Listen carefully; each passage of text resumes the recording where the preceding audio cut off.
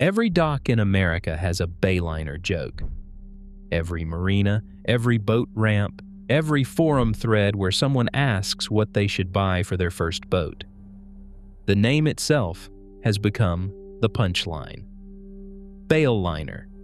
Any town with a bay has the line. The bay is lined with Bayliners. The brand is a meme now, shorthand for cheap, for corners cut, for the boat you find listing in the canal with rusty staples and a dead engine. And none of that is wrong. But it is incomplete. Because the name that every weekend captain mocks was once worth $425 million. The man who built it started with $400, an empty lot, and a pile of used racing gear. He became, by Forbes' estimate, worth more than $1.3 billion. The only self-made billionaire in the history of the recreational boating industry. At its peak, his company produced 1,000 boats a week across 24 plants, generated $750 million a year, and put more first-time families on the water than any company before or since. The Punchline used to be the empire. And the empire starts with a kid on Lake Washington. John Orrin Edson is born on May 8, 1932, in Bellingham, Washington. He grows up boating with his family on Lake Washington in Seattle. At 13, he uses money from his paper route to build his own boat. In his teens, he joins the hydroplane racing scene on the lake, the loud, fast, reckless kind of boating that teaches you what a hull can take and what it cannot. The Korean War interrupts college. He serves in the United States Army, comes home, enrolls at the University of Washington, and marries. He is 23 years old in 1955 when he sets up on an open lot in Seattle with his brother Walt to sell off the equipment from his racing days. The lot rents for $35 a month. The shack next to it costs $15.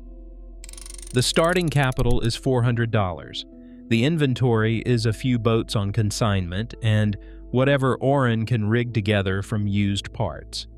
He paints wood hulls, mounts engines bought from established dealers, and sells them to anyone who shows up. A finance company notices and extends a small line of credit. In 1957, the operation acquires a Mercury outboard franchise, and Edson names the company Advance Outboard Marine. A new building goes up. A second store opens. By 1960, annual sales pass the $1 million mark and keep climbing. Within a few years, Advance Outboard is grossing over $2 million a year.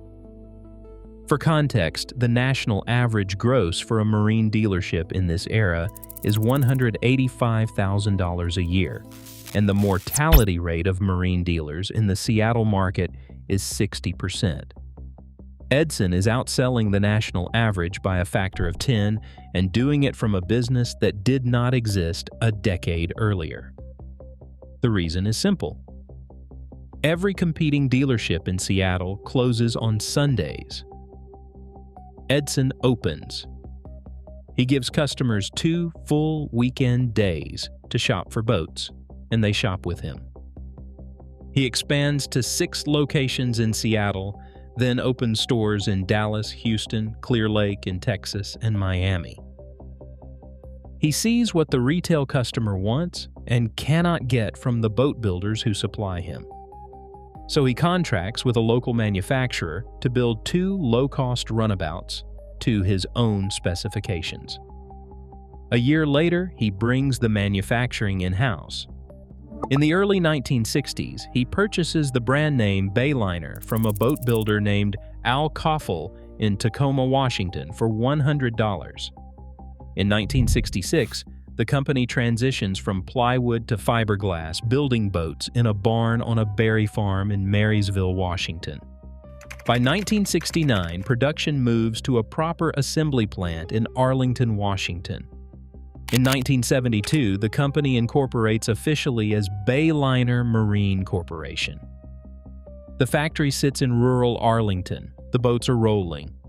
But Edson still has one external dependency he cannot control, and in the early 1980s, he is going to eliminate it.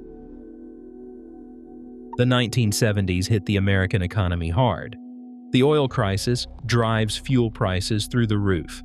Boat manufacturers across the country cut production and retreat. Edson does the opposite. He redesigns his boats for fuel efficiency, optimizes his production line, revises his dealer agreements, and opens 4 more plants in 3 years. While the industry contracts, Bayliner expands. The logic is pure Edson. When your competitors stop building, you build cheaper and sell more. Around 1970, Bayliner enters the sailboat market with Buccaneer yachts, a hedge against fuel prices that also opens a new customer base.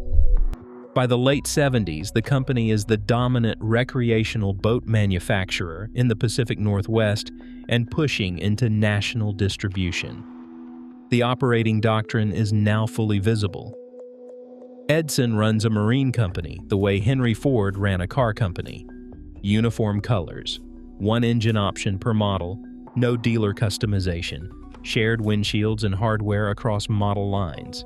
Every unnecessary option is $1 added to the sticker price, and every $1 added to the sticker price is a family that stays on shore. The question Edson asks at every decision point is the same question he has asked since the dirt lot. Can a family afford this? In 1982, the answer becomes the product. Bayliner introduces the total value package with the 1600 Capri, a 16-foot boat, an 85 horsepower outboard, and a matching trailer, sold as a single unit for $6,295. Before this, every boat buyer in America purchases hull, engine, and trailer separately, negotiating 3 prices from 3 sellers. Edson eliminates the negotiation. 1 price, 1 transaction. Drive it off the lot. It is the first time a major manufacturer has bundled boat, motor, and trailer into a single sticker price at national scale. Then the biggest move of his career. In the early 1980s, Chrysler Corporation is bleeding money. Lee Iacocca orchestrates the government bailout, and the deal requires Chrysler to divest all non-automotive assets. Edson is first in line. He purchases the Chrysler Marine Outboard Division in Hartford, Wisconsin, for approximately $15 million, a massive factory full of engines, parts, and tooling. Out of this acquisition, operated through a newly created entity called U.S. Marine Corporation, Edson builds Force Outboards.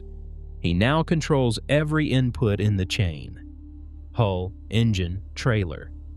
The vertical integration is complete. No supplier can raise prices on him. No engine manufacturer can refuse to sell to him. No middleman stands between his factory floor and the family at the boat ramp. The results are immediate and enormous. Production scales to 1,000 boats per week. 24 plants operate across the United States. Annual sales reach $750 million. 750 dealers represent the brand in more than 40 countries. Bayliner is the largest, most successful company in the marine industry. Product lines span everything from the entry-level Capri bow riders to the trophy fishing boats, to the Cobra Performance line, to Bayliner Yachts, which builds cabin cruisers and motor yachts from 34 to 58 feet. At every price point, the Bayliner is cheaper than the competition. The National Marine Manufacturers Association will later say that Edson, more than any other person, deserves credit for fathering the boating boom of the 1980s by bringing affordable boating to a mass audience. By 1986, Orrin Edson is 54 years old. He has built the largest boat company on Earth and Brunswick Corporation is about to write him a check that changes everything. The sale closes in 1986. $425 million in cash and stock. Brunswick simultaneously acquires Sea Ray for $350 million, making Brunswick the largest pleasure boat producer in the world. Bayliner, notably, is the bigger acquisition.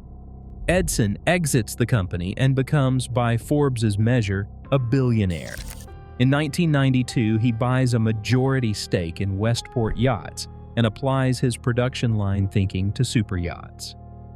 In 1993, he takes delivery of Aviva, a 161-foot custom mega yacht built to his specifications. The man who started on a dirt lot now sails one of the largest private yachts on the West Coast. He is inducted into the NMMA Hall of Fame the same year. But Brunswick is already reorganizing the portfolio. The corporation now holds two boat brands, Sea Ray at the top, Bayliner at the bottom. The logic is borrowed from General Motors. Bayliner is Chevrolet, Sea Ray is Cadillac. In 1988, just 2 years after the acquisitions, Brunswick creates a third brand called Maxim, positioned in the middle, built out of a Bayliner facility in Pipestone, Minnesota. Many Maxim hulls are the same Bayliner hulls with different decks and interior liners. The public is confused, but the hierarchy is clear. Bayliner is locked into the basement of the brand structure. Brunswick does not want Bayliner to compete upward. The directive is simple: keep Bayliner cheap. And cheap under Brunswick does not mean what it meant under Edson. The best Mercury engines go to Sea Ray. Bayliner gets the Force outboards, the rebranded Chrysler engines that Edson bought for vertical integration, not because they were the best engines on the market, but because they were the engines he could control. Under Edson, that control meant pairing them with hulls designed to match. Under Brunswick, that control means nothing. The Force motors run on outdated technology. They require high maintenance. They are unreliable. They smoke and stall and strand families on the water. Brunswick does not care. The point is not to serve the Bayliner customer. The point is to protect Sea Ray. The quality problems compound. Stainless staples are replaced with cheaper hardware that rusts within a season. Hull thickness is reduced. Upholstery fittings corrode in salt air. The boats look presentable on the showroom floor and begin falling apart on the water. Every boater who buys a Bayliner in the late 1980s and 1990s tells the story for the next 30 years. The jokes begin. The memes follow. The brand that put more families on the water than any other becomes the brand that left more families dead in the water than any other. In 2002, Brunswick strips the yacht line entirely. Bayliner motor yachts, the 34 to 58 footers that Edson built as legitimate cruising vessels, are rebranded as Meridian. The prices jump by $150,000 at dealer cost for what are functionally the same boats with a new name on the transom. Brunswick eliminates longtime Bayliner dealers from selling the Meridian line and hands the boats to Sea Ray dealers instead. The market recoils. Buyers refuse to pay hundreds of thousands more for a boat that carried a different logo 6 months earlier. The original Bayliner dealer network, 750 dealers deep, is hollowed out. In 2008, the financial crisis arrives and finishes the job. Brunswick announces the closure of the Arlington, Washington plant, the original home of Bayliner boats, the factory that opened in 1969. 830 employees are called to an all-staff meeting. The plant manager begins a speech and cannot finish it. Workers leave in tears. Arlington is the original home of Bayliner boats, one employee tells the Everett Herald, and we are going to be sad to see them go. Brunswick closes additional plants in Pipestone, Minnesota, Roseburg, Oregon, and Navassa, North Carolina. 1,400 workers lose their jobs in a single announcement. Brunswick projects the cuts will save $300 million by the end of 2009. Maxim, the middle brand, is discontinued the same year. Meridian production drifts to Florida, then fades to nothing. In 2012, Brunswick drops cabin cruisers from the Bayliner line entirely. The company that once built motor yachts and sailboats and performance boats and fishing boats across 24 plants now builds only small entry-level trailer boats between 16 and 26 feet. The competitive landscape closes the remaining doors. Boston Whaler owns the premium fishing market. Mastercraft and Malibu own water sports. Yamaha and Chaparral press the middle. Bayliner sits at the bottom of a corporate portfolio with no room to move. Today, Bayliner is headquartered in Knoxville, Tennessee. Its boats are manufactured in a Brunswick facility in Reynosa, Mexico. The Arlington plant is gone. The product line is Element deck boats, VR bow riders, and trophy center consoles, starting around $18,000. The brand exists. The empire does not. Orrin Edson dies on August 27, 2019, in Seattle, the city where he started. He is 87. The cause is Lewy body dementia. He is survived by his wife Charlene, his sons Jack and Mark, his grandsons John and Alex, his sister Carol, and his brother Walt, the same Walt who stood with him on that dirt lot 64 years earlier. He and Charlene give more than $65 million to Arizona State University, including a $50 million gift for nursing and dementia research. Through the Edson Foundation, they also support the Fred Hutchinson Cancer Research Center and the Mayo Clinic.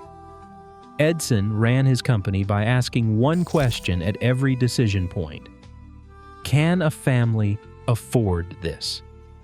He controlled the hull, the engine, the trailer, the dealer network, the color options, and the sticker price to make sure the answer was always yes. The men who followed him inherited the answer and forgot the question. They used the brand's volume position not to serve the customer, but to protect a corporate hierarchy. They gave it the worst engines, the thinnest hulls, the cheapest hardware. They turned affordable from a promise into an excuse. And the name became the joke because the boats became the joke. And the boats became the joke because no one at Brunswick ever asked Edson's question. Bayliner was built on the belief that the price tag was the product.